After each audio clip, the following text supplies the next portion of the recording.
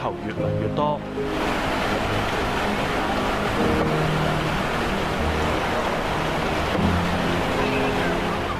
成個屋苑陷入濃煙當中。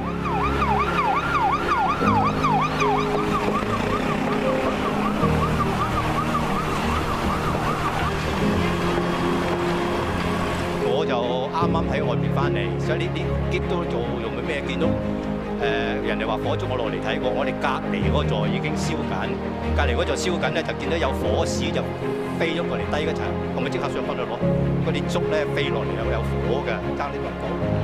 可唔可以形容多下啲竹飛落嚟嗰個情況？哇，好犀利，好似飛彈咁啊！